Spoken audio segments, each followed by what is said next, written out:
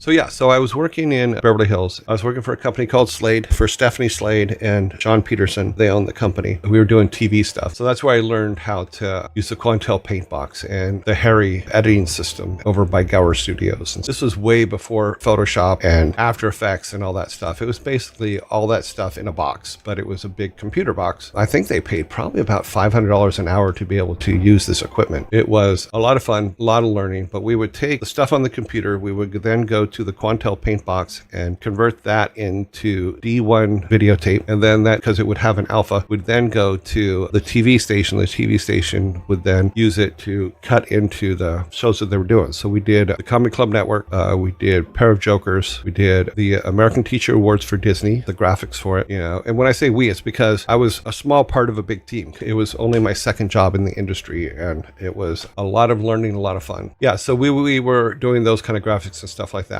But in order to do that, I had to get up at 6:30 every morning, drive in LA traffic to Beverly Hills, work, and sometimes work went late because you're working on stuff and it's just math. So usually get home between 10 and 12 every night, and then turn around and do the whole thing again. And my wife, Thor's mom, said, you really need to find something closer. It is easier to get to and from. And so I looked things up in the paper and was looking for stuff closer and saw an ad and put on my one and only suit, which was just hilarious, and went and interviewed at this small company. And when I went in there was only 4 people in the office, I believe at the time. There was Alan Adham, who actually interviewed me. There was Mike Morheim and Frank Pierce were in the back room building computers. And then just inside the door at a little computer desk, because it was probably just like 2 foot by 1 foot, was, I believe his name was Anthony Gomez, was there doing artwork, and that, I believe at the time, was the whole team. And I'm pretty sure that was in February, because they opened their doors on February 8th for Silicon and Synapse. And then I believe I was interviewed sometime in February, and then they didn't have the money to hire me until September that year. So I'm getting ready for this interview, and I put my suit on. Like I said, really terrible gray suit, and it wasn't like a solid gray suit. It was like striped and stuff, and it was just horrible. And Alan gave me shit about it for a long time. And I remember him saying after he hired me, he goes, yeah, I told Frank and Mike, I go, that man has never worn a suit in his life. And he was pretty close to right. I maybe had worn a suit twice or 3 times in my life and had no style for picking suits or anything like that. It's like, okay, that's a suit, I'll wear that. Terrible, terrible.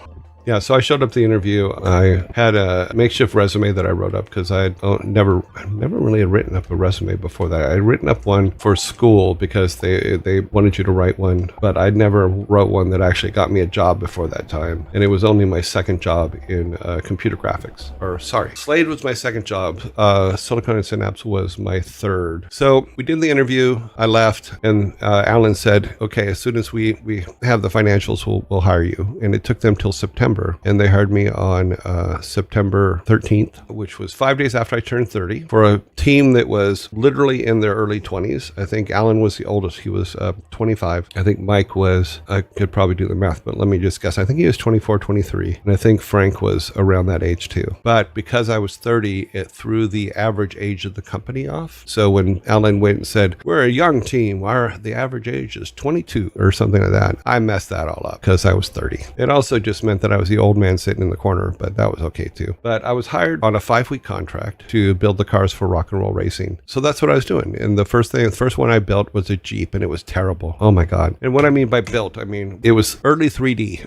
I built all the models for them. I put them together in this Macintosh 3D program. Still can't remember the name, but it was something like Sphere or something like that. I built the first car, which was a Jeep. And I even remember to this day, the mistakes that I made on it is I put the center pivot point in the wrong place. It was too far forward, so the Jeep never moved up and down right or turned right. But lucky for me, the Jeep company refused to let us license the Jeep image, so the Jeep never got in the game, which kind of works too because we didn't have people in the cars, and all the other cars were covered, so you couldn't see the people in them. But if you had the Jeep, you would have had to put a person body in there, and we just didn't. And I messed that one up completely. What was cool was Mike and Alan and them went out and bought me all kinds of toy trucks, toy cars, all kinds of stuff to inspire me to make make cool cars. So I just started building cars, and then putting base colors on them and making them rotate correctly, having the correct center of gravity in the center of the car underneath so that it went up and down correctly and turned correctly. Started building those, pumping those out. While we were doing that, we went to a CES in Las Vegas, and I think we stayed at the Motel 6. Yeah, I think it was the Motel 6, and it was like literally 10 people per room or something like that. So it was like a lot of fun, but we had to do it on the cheap because the company had no money. We just didn't have money for all the niceties and stuff like that. But on that trip, I remember Ron Miller saying that he was talking to somebody or that he was looking at how the sunlight hit the cars on the highway. And so I was listening to what he was saying, and then he was talking to somebody else. But one of the things about being the oldest one there, nobody expects you to talk a lot, and I don't talk a lot, but I do listen, because he was talking about how the light reflected off the cars and stuff like that. So I started looking at that, and then came back and started doing the paint overs on the cars, because I would build the cars in 3D, then I would take them into D-Paint Animator, and then I would paint over them so that they looked like cars that fit inside a Super Nintendo game. I came back and started doing the paint overs for the cars because we wanted them to look like they belonged in the Super Nintendo color scheme. And then at the same time, the company was also like interviewing other artists and interviewing things because they had other projects that were coming up. And so I remember once that Sam and I were in the back room, we're working on the monsters for Lost Vikings. Sam would be drawing them, I would animate them, and teaching Sam to animate and stuff like that. And it was a lot of fun. There's a reason for the art test. I'm going to explain that first. We had several artists that worked with us, and one of them was a guy named Danny. I'm not going to say his last name, but this guy Danny, and he worked for us for a while.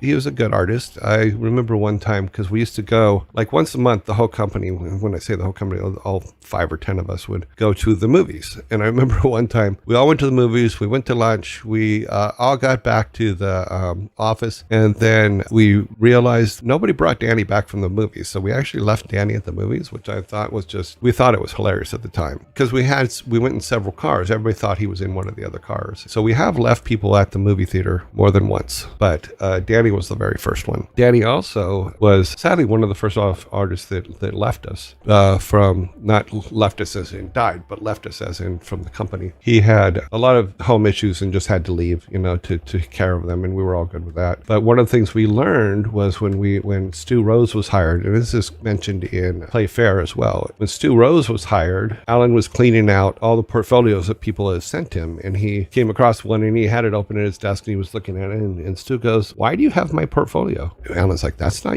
isn't your portfolio, this is Danny's portfolio. That's when we found out that Danny had used Stu's portfolio to get the job, and we were just like, oh my god, why would people even do that? But it was done. But that led to us doing art tests. If someone came in and said, here's my portfolio, we would sit them down and say, draw something. Later on, Sam would decide what it is that they would draw, but in the beginning it was just like, okay, draw something. And one guy came in and he had really good sketch art, all that stuff, and he sat down at the computer behind Sam and I, because we were in a room with 3 computers, and Alan sat him down there and said, okay, draw me some trees and other things. He gave him a list of things to draw, and the guy drew them. Alan came back and he turned to us, he goes, guys, can you look at this? What's wrong with this? The tree was brown on the top and the trunk was green. And we looked at it and I'm like, well, the colors are opposite of what they should be. And the guy turns to Alan and he goes, oh, I'm colorblind, is that going to be a problem? And Sam and I, both trying hard not to snicker under our breath, turned around back to our computers and started working again. And Alan goes, okay, let's go to my office and talk. And we never saw him again. That was fascinating to me. That made me laugh. Now, along the lines of color blindness, everybody always asks, why is Blizzard stuff so bright and vivid and oversaturated and all that stuff? And it's because Alan was colorblind, and we had to keep bumping up the colors until he could see them clearly. So everybody goes, Blizzard's artwork's always so distinct, even going back to the Super Nintendo game. And it was because we were trying to bump up the colors so Alan could see them. That is why, even with Lost Vikings here, they're so oversaturated. It's very vivid, and it was just to help Alan see them better. I don't know the full extent of his color blindness, and I don't mean to speak for him, but I just wanted to say this is why a lot of our colors are the way they are, is because Did you contribute any creative decisions to early? We all did. Everybody worked on everything. Everybody was listened to. Everybody's ideas were 100% part of the conversation always. Because someone asked, did you contribute any creative decisions to early games such as Lost Vikings, Rock and Roll Racing, Warcraft, and that changed something major? I would say this. In the early years, and you'll see this on the early games, Alan chose to put design by Blizzard because all of us had huge input into everything. So he didn't want to just say one person designed it when all of us were pretty heavily involved in it. Well, as a person who has all their socks in one color, so I don't have to worry about matching them, I'm all for that, but I'm not colorblind.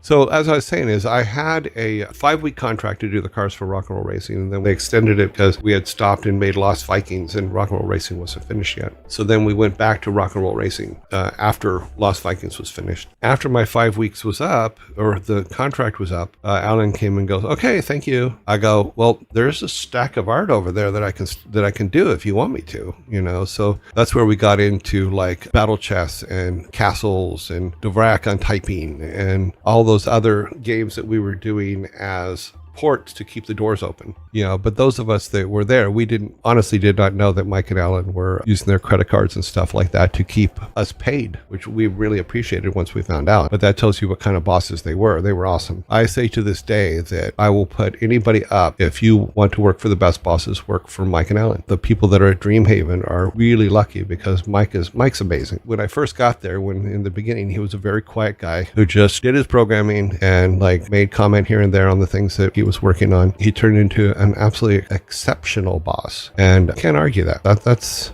there's a lot of pure love there, and both he and Alan did a lot of stuff to help all of us throughout the years to grow as artists and everything else. Can't argue that one. We helped make them who they are, and they helped make us who we are, and that's a whole bunch of cool stuff. One of the things we had in the office is, because we didn't have like vending machines and stuff like that, but one of the guy's girlfriends, and I'm not sure which one, I don't remember, but her dad had a business of putting boxes of candy in offices where you would put your money in the little slot and then you would just take a candy bar. The problem is that you're looking at a room full of guys who just are broke most of the time and decide that, okay, well, every now and then you just grab a candy bar and I'll do it. And I remember Alan coming and talking to us once. He goes, look, guys, the company can't afford to keep paying for your candy bars and stuff because, like I said, we weren't making a lot of money back then. I remember him coming back and going, stop taking the candy bars. And I know I did, and I did try to pay when I could, but there were times when I took one here and there when it was like 2 or 3 in the morning and we were working and just forgot about it, thinking, oh, I'll just put it in there tomorrow, and then literally just forgot about it. I give the guy a lot of credit because the candy guy stuck with us as we got bigger offices and stuff like that, and he was able to add candy machines instead of just a box. And he's also in all the credits. Like I said, we've put everybody in the credits. The one thing that I've been in a lot of arguments about games, but the biggest arguments ever about games is the credits and making sure that everybody's getting the credit that they deserve. The biggest fights that ever happened, in my opinion, were in regards to credits on the games. There's a really good thing. I don't know if you haven't seen the TV series or the internet series Staged with David Tennant and Michael Sheehan. One of the first couple episodes, they argue about credits. For anybody that's in a creative field that has to deal with some kind of credit, it is a must-see. Oh, that was cool, and it was completely accidental. Good thing I recorded that. I'm going to save that one. That's awesome, the candy box guy in the credits. Yeah, well, we put everybody in the credits. That's why everybody goes, well, why are the game credits so long? It's because everybody's in there. Everybody that was involved. Here's the way I looked at it. I think this is how the company looked at it. But we as creators, yes, absolutely do the creating, the developing, all that stuff, the programming.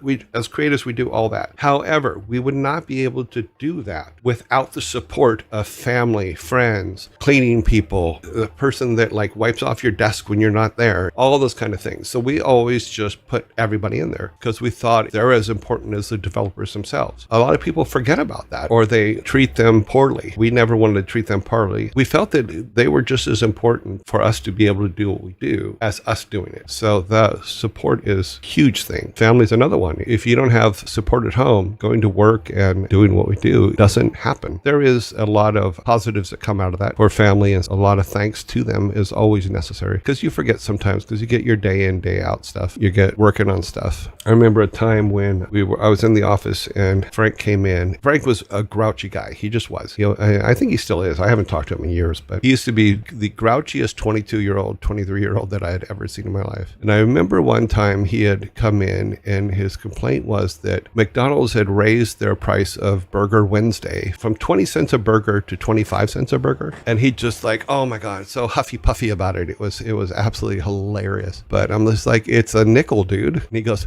it's not a nickel. Let me see if I can do the voice. Because my impersonation of Frank is not an impersonation of Frank. My impersonation of Frank is an impersonation of Samwise impersonating Frank because it's so much better. Like, it's $1. It can't be more than $1. I used to be able to go get five hamburgers for $1. Now I can't. No, I can only get 4. Oh, too funny. I tell that story a lot better in writing, I think. Oh, well. There was another time we were out and we used to have lunch deal, which was 5 people would volunteer to make lunch for all 5 of them on each day of the week. So on Mondays, I would bring lunch for the 5 people. Pat Wyatt would bring lunch, I think, on Tuesdays, et cetera, et cetera. But I remember one time Pat Wyatt brought in these pita sandwiches and we're like, oh, cool, pita sandwiches. But inside the pita sandwich was peanut butter, cheese, and tuna. And I'm like, what the hell is this? And he goes, well, it's a sandwich I've had since I was a kid, And I'm like, what? Peanut butter, cheese, and tuna. But to his credit, it actually wasn't too bad, I'm like, okay, that's we would go out in the business complex that we worked in. There was a gazebo close to our office door. So we'd go out and eat lunch there. And we would basically tell jokes and talk and do all the things you do at lunch. But I remember one time, I forget what was said, but I broke up in the middle of drinking a Coke and literally just sprayed out my nose, my mouth, everything, Coke. I remember Mike almost throwing up and had to leave. But Sam had taken that and drawn on the whiteboard, the gazebo, and me like just spewing Coke all over the place. And it was hilarious because it was there forever because Sam didn't use a erasable Sharpie. He used a real Sharpie. So that ruined that whiteboard. But it was a firm reminder of just how stupid we were and stupid things that we did.